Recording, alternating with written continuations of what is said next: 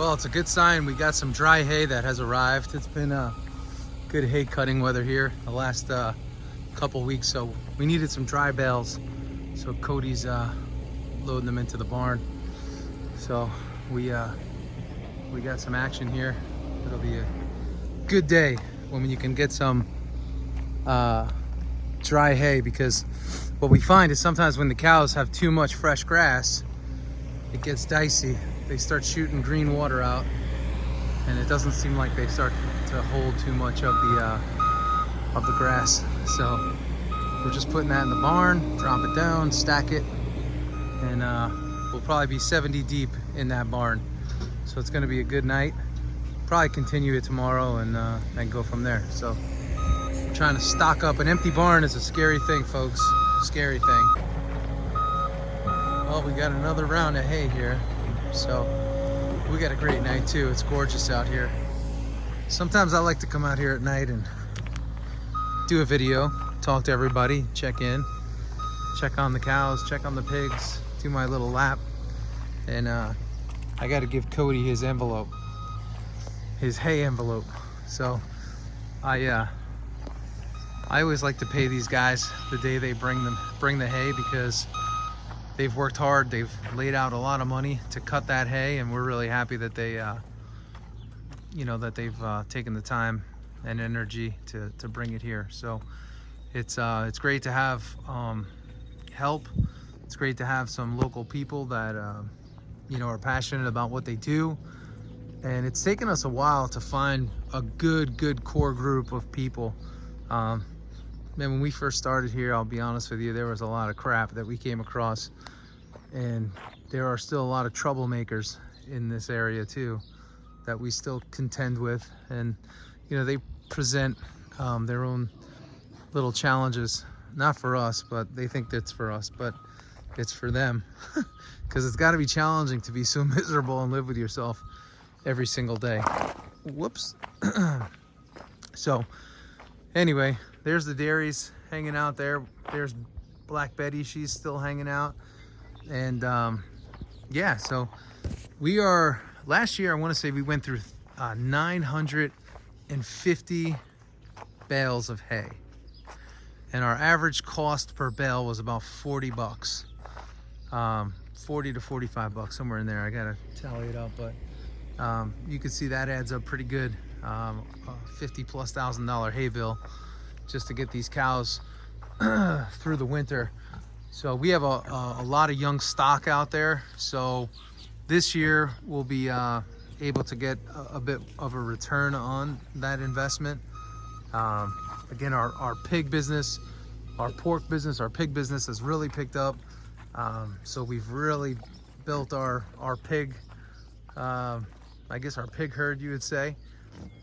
So that's going pretty good. We got them growing, and probably have to send another 5 in this week to the butcher. So as orders come in and we start to see more volume on the pork side, we said let's double down and let's get this pig production up and going. And we had to do the same thing on the beef side as well.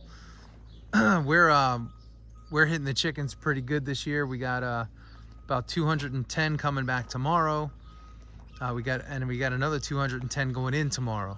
We've also, I think we're pretty close to working with an Amish crew that's going to help us raise more chickens to get our chicken production up, because it's been one of those things where we have customers, they want the chicken sausage, they want the ground chicken, they want the parted chickens, they want drumsticks, they want wings, they want all those things. And we can't do it on our farm because we just don't have enough space as much as we want to. So we're, our capacity, I would say, is for about 3,000 birds this season. So if we can get another 2,000 birds or so done by partnered farms, the Amish, that would be really helpful for us. These are local folks, so we're still just talking to them and seeing what we can come up with. So I've said this before, the partnership side of farming is really important, and it could work really well. It's just like any other industry. When there's a lot of pride and there's a lot of ego, and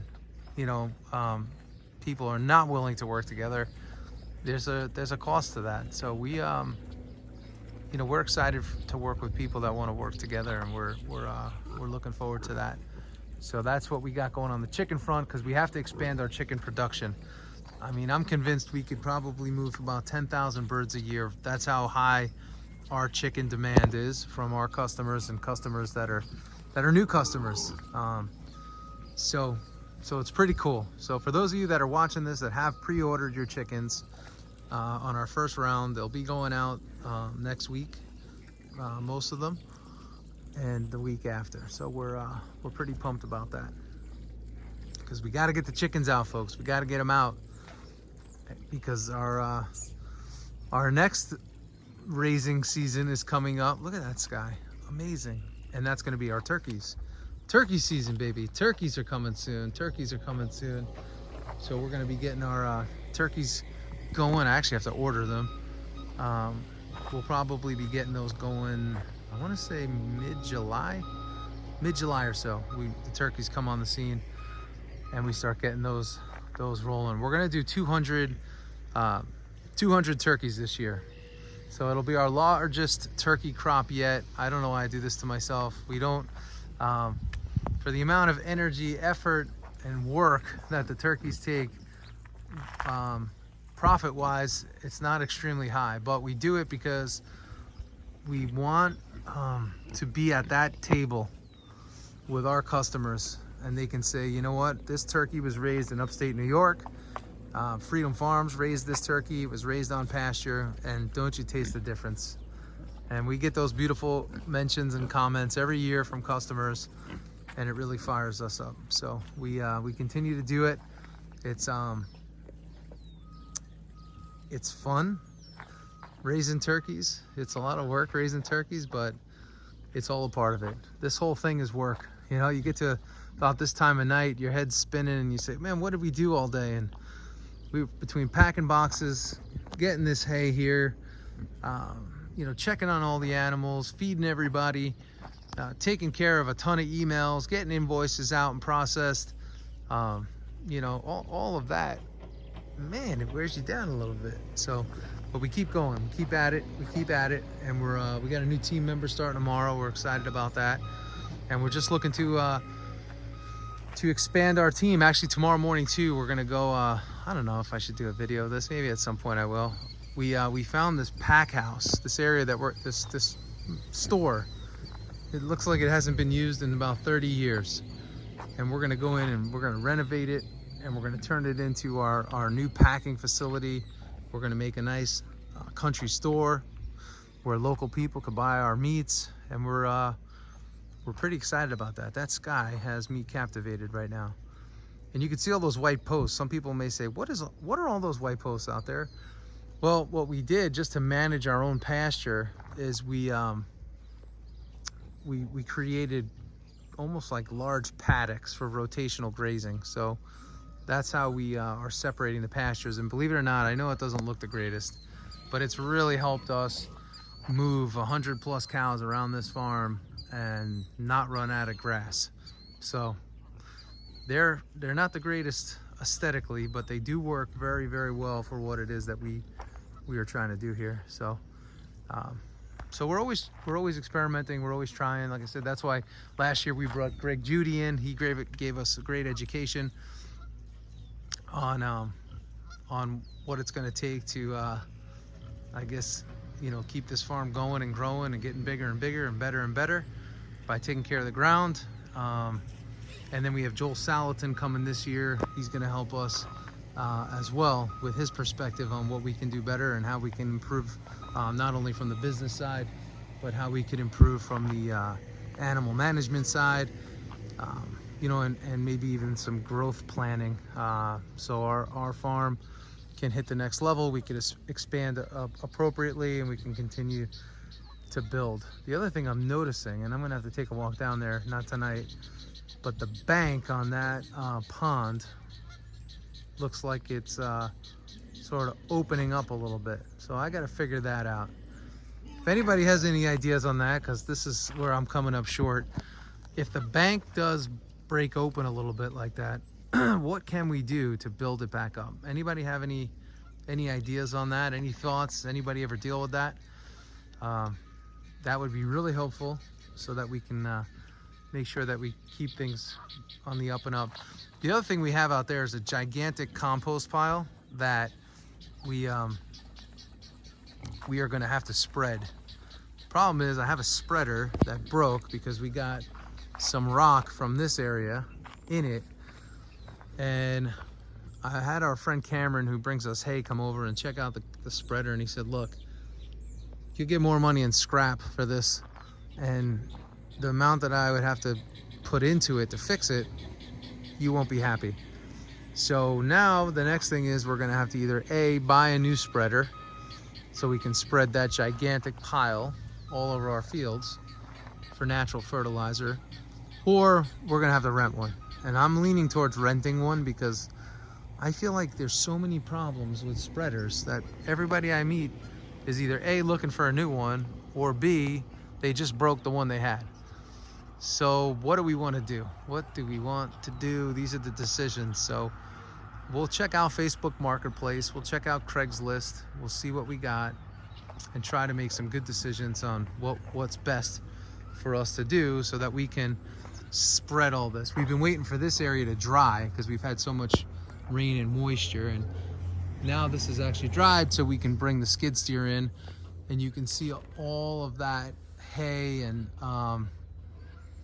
I guess 𝐲𝐨𝐿 would call it like diaper material where you know you kind of scoop it all up, you clean that up, you put it in your compost pile, and you use all of that compost to regenerate pastures and regenerate the ground. And that's what we're gonna do. That's what we're excited to do. So we got that gigantic pile over there, and that pile is going to work as our fertilizer. The next thing we have to do, I'm going through my list with all of you, so thanks for hanging. This roof here, I have to have my my Amish crew come back, and they are going to put an aluminum roof on this, and metal roof. We're gonna put a metal roof on this and get that right. Structurally, I know this looks like hell in a handbasket, but believe it or not, it's actually structurally sound. They checked it out, they took a look, and we'll just have to rip off some boards on top underneath this roof, or they may even go right over it, I don't know. But again, these are all things that we're gonna figure out. Tomorrow, after we clean this out, we're gonna put a new gate in there, a new swing gate. And my goal here, where this electric wire is in front of me, is to put a gating system so that we can move the pigs from that side over to this side and sort of close it off like we have here, where we can just close the system and close the system and close the system. We found that, like with animals, let them make the choice to come to you. And if we got rid of that hot wire, and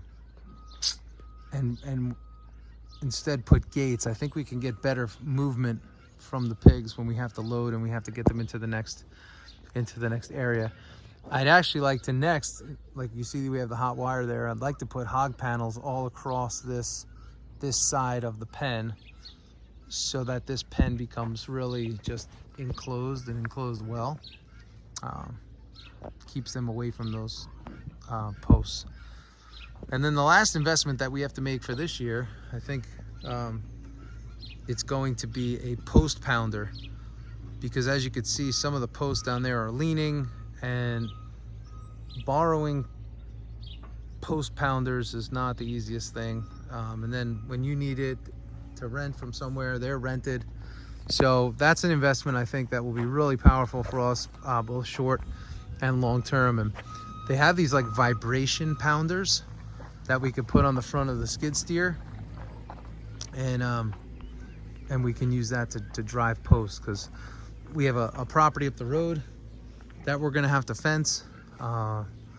We also have posts that have been here on this farm for a long time that are gonna need to be replaced. So between fencing new property and replacing posts, I think we're gonna have to get our own post pounder. So that's what I got today. Thanks for hanging. Thanks for coming out on this beautiful night. It's amazing. And I hope you guys have a great day, have a great night, have a great life. Give us a thumbs up, give us a like, give us your comments down below if you have any ideas for us. We're open-minded to it.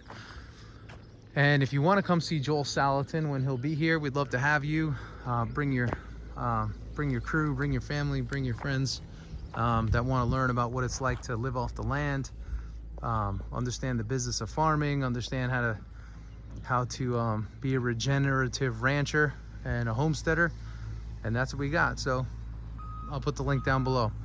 All right, everyone, we'll see you later. Thanks for coming out again. If you need meat, remember, we are freedomfarms.com. We are freedomfarms.com. And we love hanging with you and having you come on the journey with us. So, and it's also tour season. So if you want to set a tour, you can do that too. Just reach out on the website. All right, we'll talk to everybody soon. See everybody. Ciao.